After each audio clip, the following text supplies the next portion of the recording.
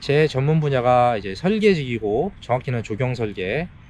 그래서 이제 디자인 분야다 보니까 제가 한국에서 2년 정도 일을 했었는데, 저도 야근을 굉장히 많이 했어요. 야근을 굉장히 많이 했고, 저희 비슷한 업계에 있는 사람들은 매일 야근하는 거는 뭐 거의 당연시 생각하고 이제 회사를 다니는데, 제가 맨 처음 면접을 봤을 때 나는 일주일에 40시간 일한다고 생각하면 되는 거냐, 그랬더니 사장이 우리는 37.5시간 일한다. 그때 저는 그 말을 듣고 충격을 받았어요. 그러니까 하루에 8시간도 일을 안 하는 거죠. 하루에 7시간 반을 일하는 거예요. 근데 이제 처음에 그 말을 듣고 안 믿었죠. 에이, 설마 무슨 어떻게 디자인이 7시간 반만 일해서 좋은 디자인이 나와. 말이 안 되지.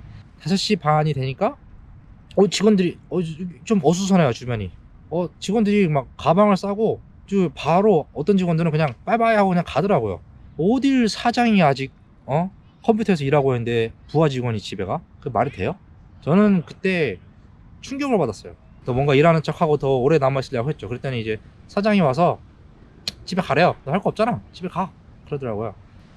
짐을 챙겨서 나왔어요. 나왔는데 와, 세상에, 해가 해가 여기 있는 것도 아니고 여기 있더라고, 해가.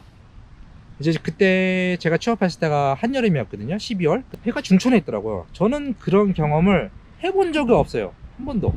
퇴근하면 당연히 해는 없는 거고 어둡고 뭐 이제 뭐 지하철 타고 집에 가고 그랬었는데, 나왔는데 너무 밝은 거예요, 세상이.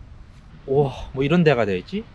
5시 반에 퇴근하고, 가끔 야근했는데 거의 야근 없이 5시 반, 6시 이 정도에 퇴근하면서 지냈습니다. 뭐 별 걱정 없이 그냥 뭐 하라는 일 하고 뭐 일 다 하면 집에 가고, 그렇게 일하면서 시간을 보냈죠. 그 같이 일했던 동료 직원들 얘기하는데 바람이 좀 갑자기 세게 불기 시작해서 자리를 옮겼습니다. 이 바람 불어오는 방향의 반대쪽에 그 나무에다 걸어놨는데, 이제 나무가 바람이 이제 이렇게 불어오니까 바람 소리가 안 들어갈까 싶어서 한번 이렇게 해봤습니다. 승진할 때가 돼서 그러더라고요. 너 우리가 봤을 때는 너는 승진할 스킬이 아직 부족한 것 같다, 그렇게 냉정하게 얘기를 하더라고요. 아니, 나는 시키는 거 잘했는데 시키는 거 또박또박 잘하면 승진해야 되는 거 아닌가? 그렇게 생각을 했어요.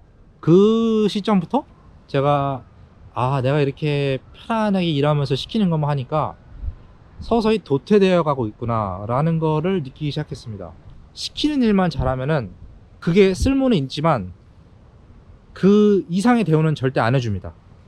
제가 지금 받는 대우 외에 이상의 대우를 받으려면 제가 능동적으로 직접 나서서 뭔가를 더 해야 돼요. 제가 현재 하고 있는 일만 잘하면은 저에 대한 대우가 올라가지 않습니다. 야근을 안 해도 되는 게 이게 굉장히 조심해야 되는 거구나.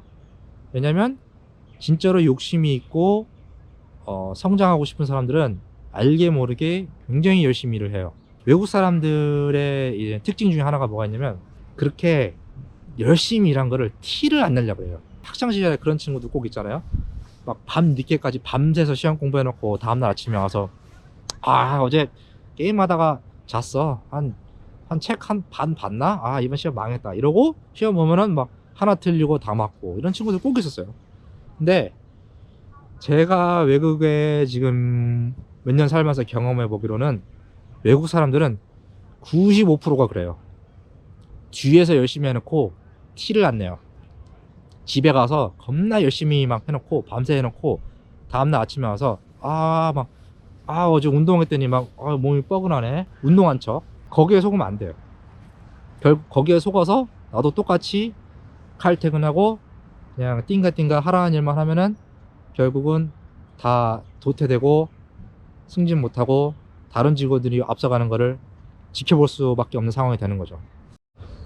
그래서 어떤 외국 회사에서 뭐랄까 인정받기가 조금 까다로워요. 왜냐면 시키는 일만 해서는 현재 받는 대우 이상을 받을 수가 없고, 내가 회사에 기여할 수 있는 게 뭔가, 회사의 어떤 뭐 능률이라던가 뭐 디자인의 퀄리티라던가 뭐가 됐던 간에 회사에게 어떤 경제적 이득을 가져다 줄 수 있는 저의 스킬을 남들 모르게 개발을 해야 돼요. 쭉 꾸준히 서버에 파일이 굉장히 난잡하게 저장이 돼 있어서 그 중요한 순간에 중요한 적절한 도면과 이미지들을 찾아서 프레젠테이션에 넣어야 되는데 시간이 너무 많이 걸려서 굉장히 힘들었다던가, 이제 그런 거를 생각하면서 이거를 어떻게 개선할 수 있을까 생각해 볼 수가 있는 거죠.